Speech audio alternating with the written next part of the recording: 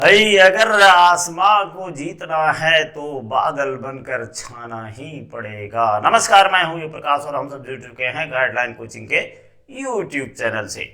यहाँ हम लोग बात करने वाले हैं शॉर्ट आंसर क्वेश्चन का, जो कि एग्जाम पॉइंट ऑफ व्यू से बहुत इंपॉर्टेंट है। ये इलेक्ट्रोस्टैट का 14 लेक्चर है और इसमें से इलेक्ट्रिक डायपोल को शामिल नहीं किया जा रहा है, क्योंकि सबको पता है वो एक इंपॉर्टेंट टॉपिक है। उसके लिए अलग एक वीडियो आपको मिलेगा। इसके अलावा हम लोग जो है कुछ ऑब्जेक्टिव क्वेश्चंस का भी जो है वो वीडियो तैयार किया जा रहा है, जो कि जैसे इलेक्ट्रोस्टैट खत्म होगा तो उसके ऑब्जेक्टिव क्वेश्चन पर हम लोग काम करना शुरू करेंगे। फिर आगे उधर करंट चलता चला जाएगा, तो ये सीक्वेंस लगातार बढ़ता चला जाएगा। फिलहाल हम लोग अभी चौथे लेक्चर में हैं और इसमें से हम लोग आज कुछ महत्वपूर्ण प्रश्नों को आगे बढ़ाएंगे। चलिए समय न गवाते हुए सीधा हम लोग अगले प्रश्न की तरफ चलते हैं। और ये रहा अगला प्रश्न, हम लोग का वेट कर रहा था, है ना। Set and explain briefly the principle of superposition of electric charges or point charges। यानी एकदम थोड़ा सा संकुचित ढंग से इसको क्या करना है, प्रिंसिपल ऑफ सुपरपोजिशन ये सबसे पहले समझना है। अगर एक पॉइंट चार्ज बहुत सारे अदर पॉइंट चार्जेस से घिरे हुए हों तो उस पर जो वेक्टर सम लगेगा, यानी फोर्सेस का जो वेक्टर सम होगा वो सारे इंडिविजुअल फोर्सेस के बराबर होता है, यानी सारे इंडिविजुअल फोर्सेस के वेक्टर सम के बराबर होगा। अब इसको ऐसे समझिए, एकदम इजी एग्जांपल। सबसे पहला बात तो एक बात डिफरेंशिएशन होना चाहिए कि आखिर हम लोग कब बोलते हैं वेक्टर सम और कब बोला जाता है रिजल्टेंट वेक्टर। हाँ भाई, एकदम सही सुन रहे हैं कि ये दोनों वर्ड प्रयुक्त एक ही जगह नहीं होता। अब करने वाले का क्या कहा जा सकता है, वो कुछ भी कर सकता है ना।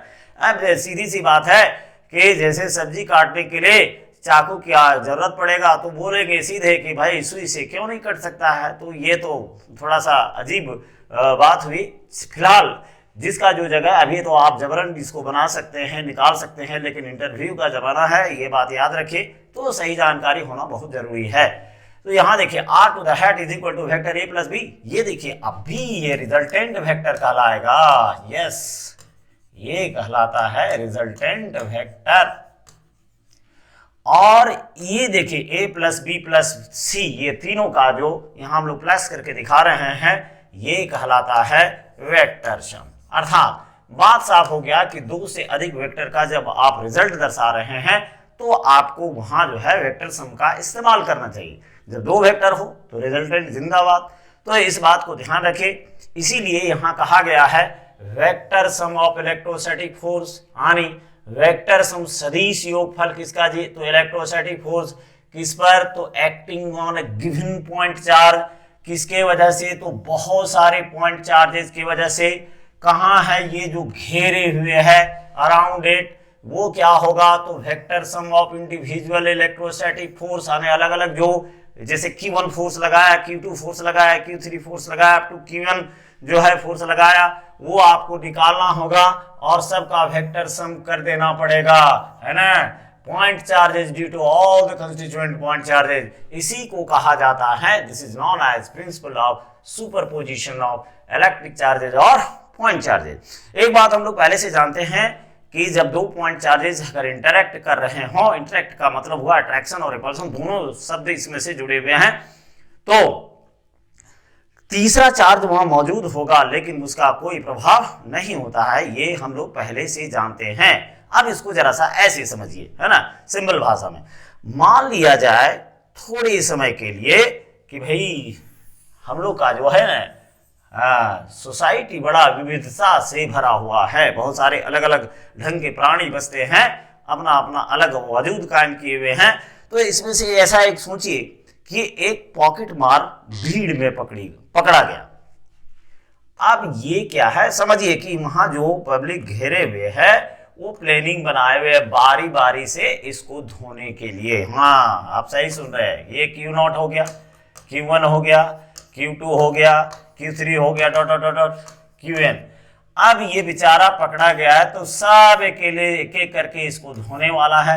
अब मान लिया जाए किसी तरह से ये बच करके भागा, अपने गिरोह में जाएगा तो जा करके बोलेगा ना कि आज हमारी जो है अच्छी खासी मरम्मत हुई है। अगर थोड़ा सा पढ़ा लिखा होगा तो बोलेगा कि आज हम हजारों न्यूटन जो है खा करके आए हैं। तो यहाँ जो है इसी तरह से ये Q बेस नॉट जो है गिवन पॉइंट चार्ज है, ये समझिए पॉकेट मार की जगह पर है, और ये Q1 देखिए इसको फोर्स लगाएगा, मार जो जाने जिस पर फोर्स लग रहा है ना, तो सीधा बात समझना है कि जिस पर फोर्स लग रहा है उसका नंबर आप पहले लिखे, है ना। जैसे यहां बात हम लोग कर रहे हैं F01, क्या मतलब हुआ कि नॉट पर फोर्स लग रहा है और 1 लगा रहा है, नॉट पर फोर्स लग रहा है और लगाने वाला चार्ज कौन है, तो एक नंबर है आनी। जितना भी नोटेशन है आप ऐसे बनाइए, ठीक, नॉट 1, फिर इसी तरह से नॉट 2, फिर इसी तरह से नॉट 3, है ना, सो ऑन। तो यहां देखिए ये Q नॉट जो है वो घिरा हुआ है किसे, Q1, Q2, Q3, है ना, Qn, और इस पर जो है फोर्सेस सब लग रहा है। जैसे Q1 लगाया इस पर F नॉट पर, तो देखिए यहां नंबर कौन है, नॉट 1, Q2 लगाया 2 पर, यानी Q2, Q नॉट पर लगा रहा है नॉट 2, ये रहा नॉट 3, ये रहा नॉट n। तो ये जितना भी है सभी वेक्टर क्वांटिटी हैं, देखिए सब पर वेक्टर साइन लगा हुआ है।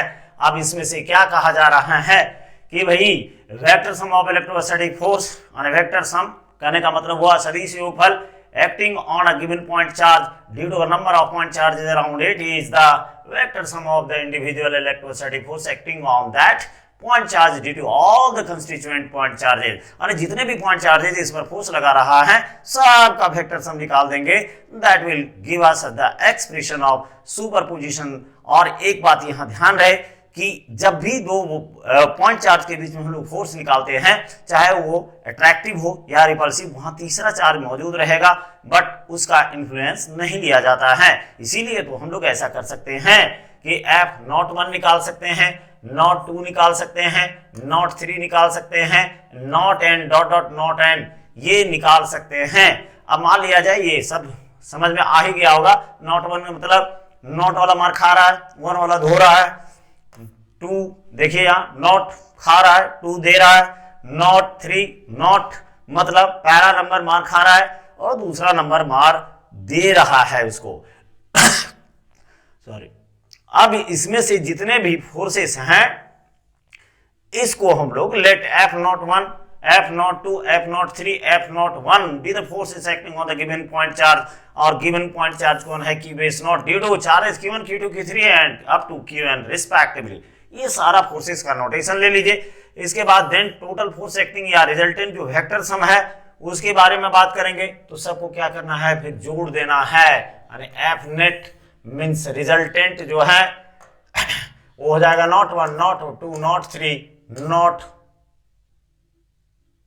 नॉट n, और सबका हम लोग क्या करेंगे, वेक्टर साइन दे करके और सीधा समेशन कर देंगे। तो ये बहुत ही इजी है। आपको क्या करना है, पहले आप स्टेटमेंट लिखिए प्रेम से, स्टेटमेंट लिखने के बाद डायग्राम, बहुत आसान होता है डायग्राम। आप थोड़ा सा इसको क्या कीजिए, छोटा रखिए, इसके बाद Q2 को बड़ा, Q3 के बाद इधर रखिए, डॉट डॉट डॉट करके एक तो Q1 दिखा दीजिए। सबका पोजीशन वेक्टर R1 जैसे हुआ, ये है R बेस 1, है ना, और ये R बेस 2, R बेस 3, इस तरह से R बेस n हो गया, और इसका जो है R base not, Q not को या Q1 जो भी आपको लेना है पॉइंट चार्ज उसको सेंटर पर लीजिए। इसके बाद में सभी फोर्सेस को दर्शाइए और फिर वेक्टर सम करना तो है नहीं, multiple law of vector addition से जुड़ा हुआ है, सबको जोड़ के दिखा देना है and this will be the final answer. अब आते हैं दूसरे महत्वपूर्ण प्रश्न की तरफ। दूसरा प्रश्न है define electric field intensity, give its SI unit and write down A dimensional formula. कई बार पूछा जा चुका है ना, तो इस बार जो है एग्जाम पॉइंट ऑफ व्यू से ये इंपॉर्टेंट एक प्रश्न हो सकता है। अब यहां आते हैं तो सीधी सी बात, पहले आप ये समझिए, देखिए एक बात ध्यान रखना है कि कभी भी जब फोर्स एक्ट होता है दो चार्जेज के बीच में तो पहला एक घटना घटेगा। हाँ, फर्स्ट ये ध्यान रखना है, पहले स्प्रेडिंग ऑफ जो है इलेक्ट्रिक फील्ड होता है, यानी इलेक्ट्रिक फील्ड दोनों का पहले बनेगा। अगर वैक्यूम है तो ये इलेक्ट्रिक फील्ड का प्रसार 3 × 10⁸ मीटर पर सेकंड अर्थात लाइट के स्पीड के बराबर से स्प्रेड करता है। इसके बाद फोर्स लगता है। ये एक्चुअल इवेंट है किसका, इलेक्ट्रोस्टैट का।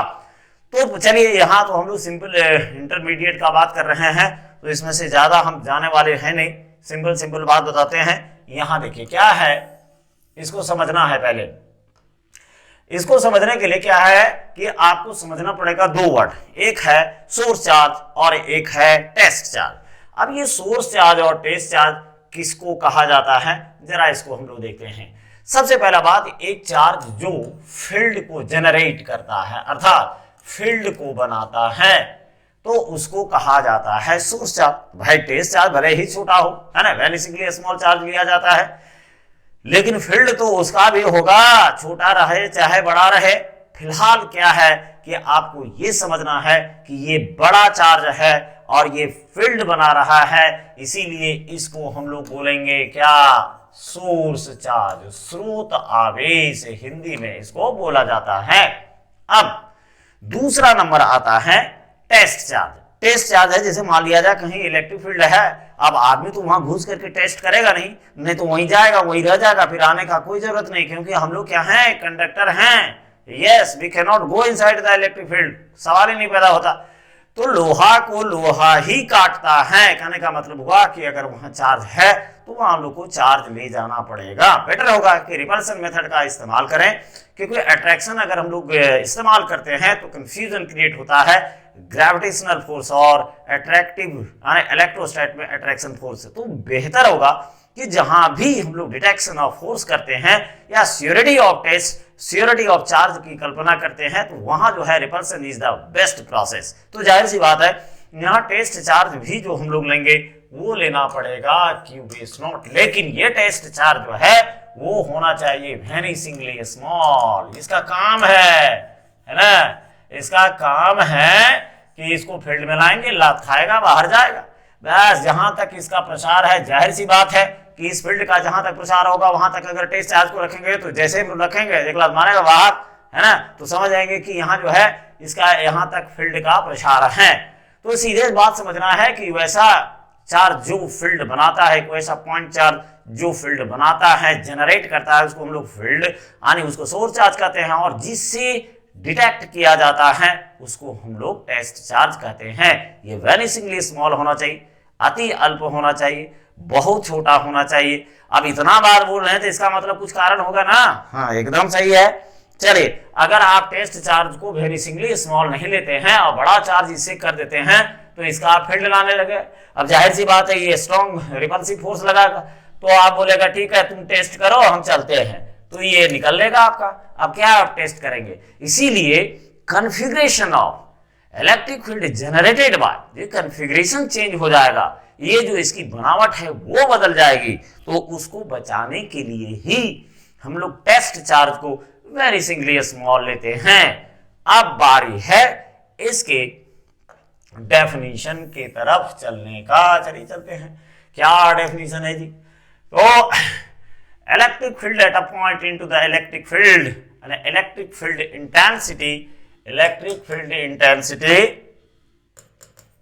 intensity at a point, यहां आपको लिखना पड़ेगा intensity, electric field intensity at a point into the electric field of source charge can be defined as the force felt by unit positive charge placed at that point। मतलब यहां क्या है कि electric field at a point और electric field intensity, तीव्रता, है ना, yes this is the intensity. इसका मतलब हुआ कि इलेक्ट्रिक फील्ड पहले बनेगा उसके बिंदु पर, उस फील्ड के अंदर एक बिंदु पर जब हम लोग टेस्ट चार्ज को प्लेस करते हैं तो वो कितना per unit charge test charge जो है एक्सपीरियंस करता है इलेक्ट्रोस्टैटिक फोर्स को, उसी को कहा जाता है electric field intensity at that point. इसका मतलब हुआ कि electric field intensity at different point पर डिफरेंट होगा, बेशक होगा। हम लोग आगे के क्वेश्चन में जो डायपोल है उसमें से शामिल किए हुए हैं, तो यहां आपको यह समझना है कि electric field intensity at a point into the electric field of a source charge, कहां, ये सोर्स चार्ज है, ये फील्ड बनाया, इसके एक पॉइंट पर हम लोग जो है क्यू बेस नॉट जो कि टेस्ट चार्ज है यहां रखेंगे, तो क्या बोलेगा यार, बैठ के गप करते हैं, लाइक चार्जेस है भाई, ये जो है फोर्स इलेक्ट्रोस्टैटिक फोर्स लगाएगा, और कितने पर लगा रहा है, प्लस क्यू नॉट पर, तो यही कहलाएगा electric field intensity at point P. यही तो बात कहा गया है कि इलेक्ट्रिक फील्ड इंटेंसिटी यानी विद्युतीय क्षेत्र तीव्रता किसी विद्युतीय क्षेत्र के जो कि एक सोर्स चार्ज के द्वारा निर्मित किया जा रहा है, वहां हम लोग कुछ इस तरह से इसको परिभाषित कर सकते हैं। कैसे? तो द फोर्स फेल्ट यानी बल, कैसा बल? तो जाहिर सी बात है electrostatic force felt by a unit positive charge, yes, Q is not, एक तो छोटा होना चाहिए, प्लस 1 कूलम, यानी सीधा जो है यूनिट पॉजिटिव चार्ज को लेना है, ताकि जब यूनिट पॉजिटिव चार्ज लेंगे तो आपको फील्ड का तुरंत पता चल जाएगा। देखिए ई बेस पी बराबर F by Q base naught, अगर इसको आप 1 कूलम कर देते हैं तो इसका मतलब पता चल जाता है कि इलेक्ट्रिक फील्ड की फील्ड इंटेंसिटी की दिशा वही होगी जो फोर्स की दिशा होगी, इलेक्ट्रोस्टैटिक फोर्स की दिशा होगी। तो यहाँ आपको वो सब नहीं करना है भाई, सिंपल रखना है, डेफिनेशन दीजिए। इसके बाद में ये रहा, देखिए सोर्स चार्ज ये फील्ड को बना रहा है, इस दायरे में इसको क्यू बेस नॉट को रखे हुए हैं, ई बराबर F by Q base naught, divide कर दीजिए, सीधा निकल जाएगा अकॉर्डिंग टू द डेफिनेशन के अनुसार ई टू द हेड बाय बराबर एफ बाय क्यू नॉट। लेकिन यहाँ ध्यान रहे कि ये छोटा रहेगा तो डिटेक्शन बहुत आसानी से होगा मैथमेटिकली। ये दरअसल इसकी वजह से इलेक्ट्रिक फील्ड जो होता है ये हम लोग को पता चलता है कि इलेक्ट्रिक फील्ड में भी extended up to infinity of a point source charge. कैसे देखते हैं? तो अगर मान लिया जाए कि ई बेस पी का मान आपका एफ है, F by electrostatic force by Q base not, और क्यू बेस नॉट का मतलब यहां बताया जा रहा है कि भाई इसका मान तुम 0 बैठाओ, तो जाहिर सी बात है कि जब इसको 0 बैठाएंगे तब इसका थ्योरेटिकल जो कंसेप्ट होता है वो कहा जाता है कि इंफिनिटी तक फैला हुआ है। लेकिन आपको अभी फिलहाल सीधा रखना है कि भाई एक इलेक्ट्रिक फील्ड बना, उसमें टेस्ट चार्ज रखे, एक फोर्स लगा, उसको जो है जितना फोर्स लग रहा है टेस्ट चार्ज पर, टेस्ट चार्ज का मतलब हुआ जांचक आवेश, उसको छोटा रखना है, वरना जिसका फील्ड आप चेक करने जा रहे हैं वही लापता हो जाएगा, इसीलिए इसको छोटा रखना है बाय क्यू बेस नॉट। अब ये जो है आपका बन गया क्या? Electric field intensity at a point. यह एक वेक्टर क्वांटिटी है, अभी बात हुआ है, देखिए ये वेक्टर साइन लगा हुआ है, वेक्टर क्वांटिटी है, और इसकी दिशा उधर ही होती है जिधर फोर्स की दिशा होती है ना। इसको समझने का आसान तरीका है, इट्स जैसे क्यू बेस नॉट है उसको 1 कूलम कर दीजिए, बस अपने पता चल जाएगा इसकी दिशा क्या है। So it's a vector quantity directed along the direction of electrostatic force acting on given test charge Q base naught. अब डायमेंशनल फार्मूला है ना, डायमेंशनल फार्मूला बहुत आसान, पहले मॉडल्स निकाल लिया कीजिएगा, है ना। जब एग्जाम में लिखना होता है ना तो थोड़ा सा ये सब जो है ध्यान देना पड़ेगा आपको, तो एग्जामिनर जो है ज्यादा इंप्रेस्ड होता है, क्योंकि भाई आप इतना बात ध्यान रखिए कि किसी से कुछ मुफ्त लेने के लिए उसकी खुशामद करनी पड़ती है। आपको एक एग्जामिनर अगर नंबर दे रहा है तो आप वहां खुशामद करने के लिए तो जाएंगे नहीं, तो आपका आंसर अप्रोप्रिएट होना चाहिए, टू द पॉइंट होना चाहिए, लाजवाब होना चाहिए, और तब आपको अच्छा खासा नंबर मिल सकता है। तो यहाँ जब आप डायमेंशन निकालने जा रहे हो तो मॉडुलस ले लीजिए, ये वेक्टर साइन से बाहर आ गया।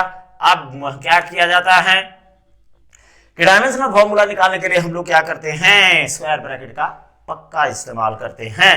तो ये हो जाएगा यहाँ जो है ई, और इस जगह पर यहाँ आपको हम दिखा देते हैं ऐसे बाहर, इस पर हम लोग लगा देंगे स्क्वायर ब्रैकेट। ये रहा mLT-2, और चार्ज का होता है AT, नहीं चार्ज का I बराबर Q बाई T, ठीक। तो Q बराबर क्या हो जाएगा जी, IT, इसका सिंबल क्या होता है A, और इसका क्या हो गया T, तो निकल गया आपका A1 T1। अब इसको ऊपर उठा के ले जाइए, ठीक, और जैसे ऊपर उठा के ले जाएंगे तो mLT, और एक -2 था, एक और हो जाएगा -1, एक ऊपर ले जाइए, रेज कीजिए, हो जाएगा। अब आज का SI यूनिट 2 होता है, ध्यान रहे, एक है न्यूटन, है ना, ऊपर देखिए फोर्स है, फोर्स का क्या होगा, तो फोर्स का होता है न्यूटन SI मात्रक, और ये हो गया कूलम। अगर आप इसका पूरा नाम लिखना चाहते हैं तो ध्यान रहे, एक वीडियो पीछे जो है यूनिट का बना हुआ है, तो आपको ऐसे लिखना पड़ेगा, न्यूटन पर कूलम, अर्थात यहाँ आप कैलकुलेटर लेटर का इस्तेमाल नहीं कर सकते, यहाँ नोटेशन लिखा हुआ है, दैट्स व्हाई। देखिए यहाँ न्यूटन पर कूलम है, लेकिन यहाँ बगल में जब पूरा नाम लिखा हुआ है, जो कि हम लोग को पोटेंशियल में इसका relation between electric potential difference and electric field intensity जब वहां जाएंगे तो वहां एक यूनिट और मिलने वाला है और इस यूनिट का है ये देखिए वोल्ट पर मीटर। तो एकदम सिंपल है, खाली आप इतना बात समझिए कि एक सोर्स चार्ज को रखिए, सोर्स चार्ज समझ में आ गया होगा जो जिसका जो फील्ड बनाता है। टेस्ट चार्ज का मतलब हुआ जो एक छोटा सा आवेश है जो वेरिसिकली स्मॉल लिया जाता है, उसके पीछे का वजह आपको बताया गया कि अगर उसको आप बड़ा रखेंगे तो जाहिर सी बात है जिसका आप टेस्ट करने जा रहे हैं वो फील्ड वाला बनाने वाला बड़ी ही गायब हो जाएगा। कन्फिगरेशन में चेंज जो थोड़ा सा पढ़े हैं इसको तो ध्यान रहे कि अगर आप इलेक्ट्रिक फील्ड के कन्फिगरेशन को अगर बनावट को बचाना चाहते हैं तो टेस्ट चार्ज को आपको क्या करना पड़ेगा, छोटा रखना ही पड़ेगा, वरना आपका जो सोर्स चार्ज का इलेक्ट्रिक फील्ड है वो क्या हो सकता है, तहस नहस हो सकता है। तो ये रहा इसका पूरे प्रश्न का answer, SI unit, dimensional formula, everything, है ना। अब आते हैं अगले प्रश्न से, आप इसको आप नोट बनाती जाइए, बेहतर होगा क्योंकि एग्जाम के समय इतना आपको समय नहीं, वैसे इसमें पढ़ा हुआ रहेगा, जब आप चाहें तो इसको देख सकते हैं। नेक्स्ट क्वेश्चन के तरफ, very smart question, yes. What will be the nature of electric field due to an isolated positive charge and an isolated negative charge for an, अब यहां आया कि इलेक्ट्रिक फील्ड का नेचर पॉजिटिव चार्ज और negative charge का कैसा होता है। भाई एक बात तो सिंपल है कि पॉजिटिव चार्ज का मतलब हुआ ऐसे पॉइंट स्ट्रक्चर दिखाएंगे हम लोग, वेरी गुड, दिखा दिए। अब इस पर हम लोग को क्या करना है, इलेक्ट्रिक फील्ड लाइन दिखाना है, तो ऐसे हम लोग खींचेंगे, ये रहा, देखिए ये रहा, निकालते समय ध्यान रखना है, वैसे यहां आपको खींचना नहीं है, सिर्फ आप आंसर देखिए, है ना। हाँ, उम्र से ज्यादा समझदार होना होगा भाई इस बार एग्जाम में, और हैं भी सब समझते हैं हालात को, तो हालात का जायजा लेते हुए प्रिपरेशन में एकदम आराम से जुड़ जाइए, एग्जाम तो होगा ही, एकदम पक्का है। तो जो आने वाला है उस मेहमान की स्वागत के लिए ये रहा, देखिए ये है। वैसे देखिए इसका ओरिजिनल जो थीम होता है जो कि आप एनसीईआरटी में देखे होंगे, तो उसमें क्या होता है कि जैसे ये क्यू चार्ज है आपका, प्लस क्यू चार्ज यहाँ दिखा रहे हैं, प्लस क्यू चार्ज, देखिए ये प्लस क्यू चार्ज है, तो यह फील्ड लाइन जो दिखाया जाता है पहले वाला बड़ा दिखाया जाता है, उसके बाद में जो लाइन हम लोग खींचते हैं वो उससे छोटा रहता है, फिर उसके बाद बहुत छोटा, क्योंकि जैसे जैसे चार्ज से हम लोग दूरी बढ़ाते हैं, कूलम का नियम पीछा छोड़ने वाला नहीं है, E प्रोपोर्शनल टू 1/r², दूरी बढ़ेगी फील्ड का मान भी बढ़ेगा। तो ये इस तरह से, अब इससे तो एवरेज बात खींचा जाता है ना। तो ये आप समझ रहे हैं कि पहले बड़ा जोर से फोर्स लगाएगा, जैसे जैसे दूरी बढ़ेगी वैसे वैसे फोर्स का जो है मैग्नीट्यूड घटता चला जाएगा। तो एक वेक्टर क्वांटिटी को जो रिप्रेजेंट किया जाता है स्ट्रेट लाइन सेगमेंट से किया जाता है, जो स्ट्रेट लाइन की लंबाई होती है वो मैग्नीट्यूड बताता है, और एरो जो होता है वो डायरेक्शन को इंडिकेट करता है।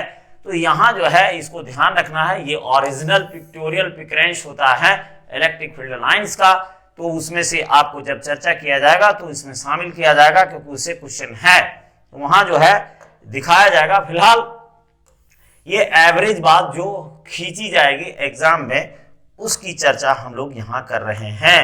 अब ये क्या है कि देखिए ये एरो हो गया, एरो हो गया, एरो हो गया, एरो हो गया, एरो, है ना, ऐसे देते चले जाते हैं। अब होगा क्या कि पॉजिटिव चार्ज है, इसका जो फील्ड है लाइंस हैं वो एक ऐसा नहीं लग रहा है, देखिए तो एक स्फीयर बन रहा है, और इस स्फीयर का रेडियस जो है वो बाहर की तरफ जा रहा है, तो ये जो आपको बताएगा वो बताएगा रेडियली, पहले तो स्फेरिकल बताएगा। देखिए for an isolated positive charge it is spherical in shape, कैसा शेप होता है, स्फेरिकल होता है, और डायरेक्टेड होता है रेडियली आउटवर्ड। यानी कहीं भी हम लोग क्यू बेस नॉट लिखेंगे ना तो ऐसे करोगे, भागो इधर, यानी F/Q बेस नॉट बराबर E, कहीं भी हर पॉइंट पर बैठाते चले जाइए तो ऐसे बाहर की तरफ रेडियली आउटवर्ड बताता है। दूसरा नंबर है नेगेटिव चार्ज। अब नेगेटिव चार्ज के लिए कैसा फील्ड होगा, तो नेगेटिव चार्ज के लिए हम लोगों को ये दिखाना पड़ेगा। चलिए देखते हैं नेगेटिव चार्ज, यहां हो गया नेगेटिव चार्ज लिए, अब नेगेटिव चार्ज में क्या बताया गया है, कई बार हम चर्चा भी किए हुए हैं, एक दो वीडियो डाला हुआ भी है, थोड़ा सा रिसेंट मॉडल का जो है उसमें चर्चा भी किया गया है कि कैसे इलेक्ट्रिक फील्ड लाइन को आप खींच सकते हैं। जो नया कंसेप्ट है उसमें शामिल किया गया है, तो उसको आप देख सकते हैं, शायद देख लिए होंगे बहुत लोग, है ना, बहुत पहले डाला गया है वीडियो ये। और जैसे बोला गया था कि मूविंग चार्ज के चारों तरफ भाई जब खींचोगे तो वहां जो है मैग्नेटिक फील्ड लाइन आएगा, और स्टैटिक चार्ज की तरफ चारों तरफ खींचोगे तो इलेक्ट्रिक फील्ड लाइंस आएगा। ये नेगेटिव चार्ज है, यहां क्या हो जाएगा, देखिए इस तरह से ये रहा, है ना। ये भी क्या हो रहा है, एक स्फीयर बन रहा है, और स्फीयर बन रहा है, और ये जो लाइंस दिखाए गए हैं उसका डायरेक्शन रेडियली इनवर्ड है। And on the other hand, for an isolated negative charge, it's aspherical. It's aspherical. ये spherical in shape होता है, ठीक, and directed radially, यहाँ जो है ये इनवर्ड हो जाएगा। क्या हो जाएगा, इनवर्ड। तो आप इसको लिखते समय नोट में इनवर्ड कर देंगे, इनवर्ड।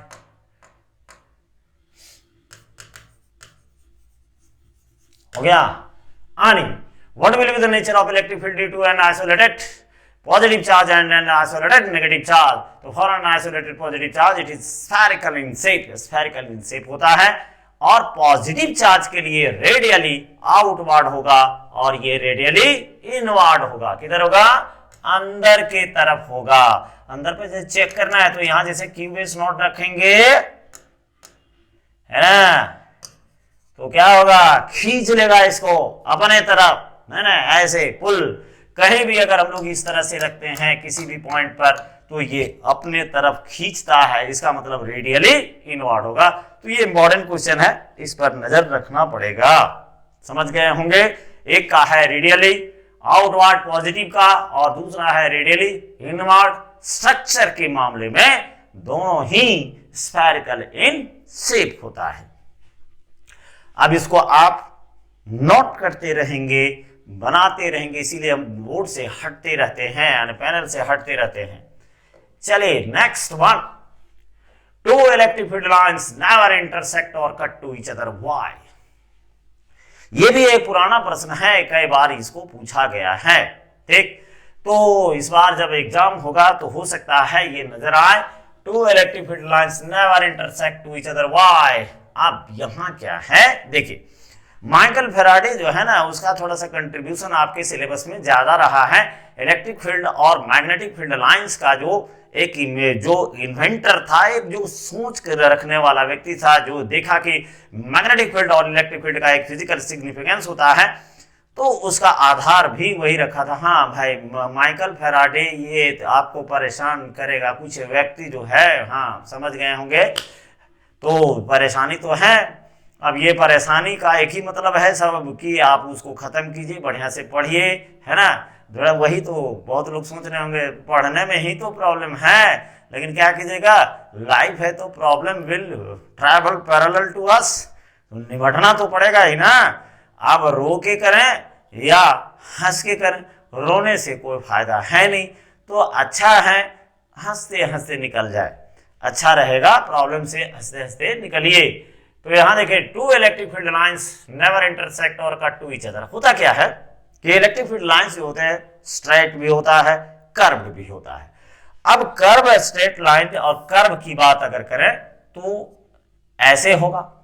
अब थोड़ा सा अगर 11 का नॉलेज है सर्कुलर मोशन वगैरह, या जब कभी हम ऑफलाइन में ये बात बोलते रहते हैं बच्चों के बीच में कि भाई देखिए, जब भी कर्व्ड पाथ हो, सर्कुलर पाथ हो, तो वहां जो वेलोसिटी होता है उसको दर्शाने के लिए आपको टेंजेंट या फोर्सेस को यूजुअली दर्शाया जाता है टेंजेंट के तरफ। टेंजेंट माने होता है स्पर्श रेखा, है ना, ये देखिए टेंजेंट। ठीक उसी तरह से जब इलेक्ट्रिक फील्ड लाइन क्या होगा, कर्व्ड होगा, तो अगर आप गलती से भी अगर दो इलेक्ट्रिक फील्ड लाइन को ऐसे इंटरसेक्ट कर देते हैं, यानी एक पॉइंट P पर कट हो जा रहा है, ये रहा E base 1 field line number 1, ऐसे करते हैं, है ना, ये लाइन नंबर 1 है, ये लाइन नंबर 2 है, P पॉइंट पर इंटरसेक्ट कर रहा है। अब P पॉइंट पर जब इंटरसेक्ट करेगा तो यहां जो हम लोग दिखाएंगे तो ऐसे एक टेंजेंट इधर जाएगा जी, अब एक टेंजेंट इधर जाएगा, 2 हो गया। अब ये देखिए, ये भी इलेक्ट्रिक फील्ड का डायरेक्शन बता रहा है, ये भी इलेक्ट्रिक फील्ड का डायरेक्शन बता रहा है। अरे दरअसल क्या होता है कि टेंजेंट जो ड्रॉ करते हैं हम लोग इलेक्ट्रिक फील्ड लाइन के किसी पॉइंट पर, तो उस जगह पर इलेक्ट्रिक फील्ड का डायरेक्शन वही टेंजेंट बताने वाला है। अब एक स्टूडेंट ऐसे खींच दिया L1 से लेकर के और एक ऐसे L2 से लेकर खींच दिया, तो अपने समझ से दोनों तो सही है। इसीलिए माइकल फैराडे का गलत काम मत कर, कहानी नहीं काटो, है ना, ये इंटरसेक्ट नहीं हो सकता है। अब थोड़ा सा यहाँ हायर कंसेप्ट का बात करते हैं। अगर देखिए आगे जो और भी जो लेक्चर आएगा उसमें इस तरह की बातें होंगी कि अगर ये नल वेक्टर होता है ना, नल वेक्टर का मतलब हुआ एक ऐसा वेक्टर जिसका मैग्नीट्यूड 0 हो, तो उसका डायरेक्शन आर्बिट्ररी होता है, तब ये सही हो जाता। लेकिन यहाँ तो ये नल वेक्टर है नहीं, इसका तो मैग्नीट्यूड यहाँ 0 होगा ही नहीं। तो ये सीधी सी बात समझना, मतलब ये थोड़ा सा हायर कंसेप्ट है, इसीलिए चर्चा की गई, क्योंकि बहुत लोग ऐसे देखते हैं वीडियो को जो ये सब जानकारी रखते हैं। तो एक बात, क्या ये संभव है? ऑफ कोर्स संभव है, यदि हम लोग वहां एक नल वेक्टर को कंसीडर करें तब, क्योंकि उसका आर्बिट्ररी डायरेक्शन होता है, ऐच्छिक होता है। तो एक आदमी अपने इच्छा के अनुसार खींच रहा है, दूसरा आदमी अपने इच्छा के अनुसार खींच रहा है, लेकिन ये इलेक्ट्रिक फील्ड है तो ये नहीं होगा, क्योंकि इसका मैग्नीट्यूड 0 नहीं है और एक वेक्टर का एक पॉइंट पर एक ही डायरेक्शन होगा, 2 नहीं हो सकता है जिसके पास मैग्नीट्यूड हो। It is because at the point of intersection two tangents for two electric field lines can be drawn at that point which show the two direction of same electric field। यानी जब हम लोग, it is because at the point of intersection, जहां intersection होता है, 2 tangent हम लोग खींच सकते हैं, जैसे यहां खींचा गया है ना, टेंजेंट नंबर 1, टेंजेंट नंबर 2। तो जो है, it is because at the point of intersection two tangents for two electric field line can be drawn at that point. उस बिंदु पर हम लोग 2 टेंजेंट खींच सकते हैं टू शो द, यहां जो है to show the 2 directions of a same electric field, जो कि संभव है नहीं। To show the 2 directions of same electric field which is absurd, जो अर्थहीन है, नहीं हो सकता है, क्योंकि यहां जो इलेक्ट्रिक फील्ड है उसका it has a magnitude and that's why it has only 1 direction, that's why it can not intersect to each other, या कट नहीं करेगा। यानी यहां साफ साफ आपको लिखना है, it is because at the point of intersection two tangents for 2 electric field lines can be drawn at that point to show the 2 directions of same electric field which is, जब 2 हम लोग खींचेंगे तो ये अर्थविहीन हो जाएगा। इसका हिंदी होता है अर्थविहीन, यानी इसका कोई अर्थ नहीं रहेगा, है ना। ये बात आप इसको धमकी समझें या सजेशन समझें, मगर किसका? माइकल फैराडे का। आई होप समझ गए होंगे बात को। अब नेक्स्ट क्वेश्चन की तरफ आते हैं। A charged particle is free to move in an electric field. Will it always move along an electric field line? कह रहा है कि एक चार्ज पार्टिकल जो है free to move in electric field, एक इलेक्ट्रिक फील्ड में फ्री टू मूव है ना। जैसे मान लिया जाए यहाँ इलेक्ट्रिक फील्ड इस तरह से है, यहाँ जो है चार्ज Q बेस नॉट है, इलेक्ट्रिक फील्ड की दिशा में ये मूव करेगा। क्यों करेगा भाई? तो E बराबर है बाय क्या हो जाएगा, Q बेस नॉट, वेयर अगर Q बेस नॉट का मान कितना हो जाए +1 कूलम, तो यहाँ साफ बात हो गया कि E बराबर क्या हो जाएगा, F। ये रहा, हाँ ठीक, बब्बर शेर आ गया F। Yes, force is the hero of Babbar, यानी पूरा का पूरा जो है फिजिक्स में अगर किसी का तूती बोलता है तो वो है फोर्स। तो ये फोर्स इधर इलेक्ट्रिक फील्ड के डायरेक्शन में बता रहा है। लेकिन एक प्रॉब्लम है ना। प्रॉब्लम ये है कि यदि इसके पास एक इनिशियल वेलोसिटी हो, अर्थात but if the initial velocity of charge particle is not in the direction of electric field, the charge may not follow the direction of electric field line। हाँ, ये बात हुआ ना कि अगर एक इनिशियल वेलोसिटी हो और वो इलेक्ट्रिक फील्ड के डायरेक्शन में नहीं हो तब तो खैर नहीं होगा, है ना। ऐसे तो इधर ही जाएगा ना बेचारा, कहां जाएगा, ऐसे जाएगा, है ना। इनिशियल वेलोसिटी इसका अभी क्या है, 0 है।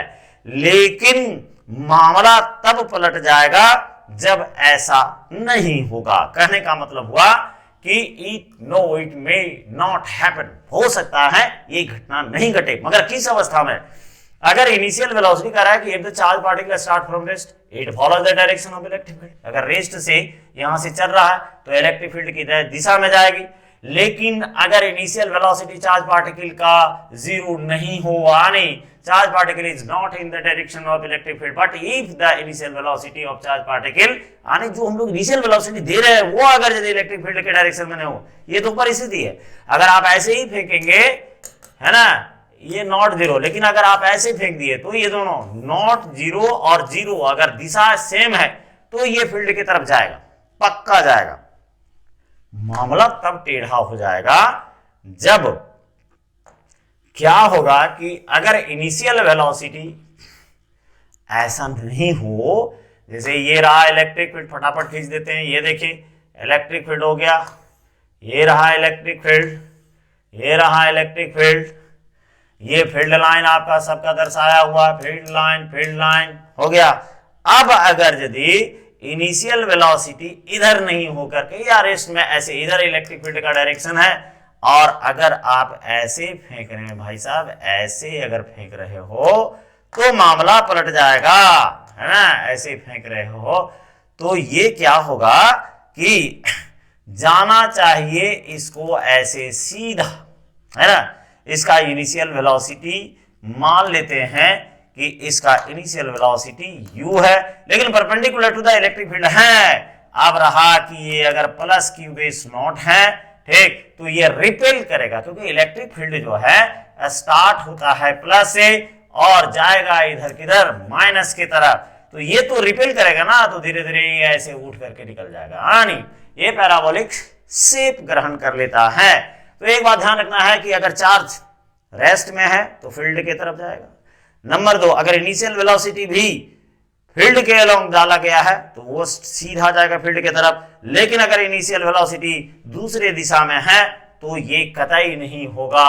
इसीलिए आंसर यहां दिया गया है no it may not happen. अगर charge particle start from rest है तो ये डायरेक्शन इलेक्ट्रिक फील्ड की तरफ होगा, but if the initial velocity of charge particle is not in the direction of electric field, अगर ये डायरेक्शन मान लिया जो अभी आपको बोला गया कि अगर इनिशियल वेलोसिटी जो है उसी दिशा में है जिधर, जैसे ये इलेक्ट्रिक फील्ड हो गया आपका, ये जो है इलेक्ट्रिक फील्ड है, अब इसी में आप चार्ज पार्टिकल को इधर ही फेंक रहे हैं, u is not equal to 0, तो ये सही हो जाएगा।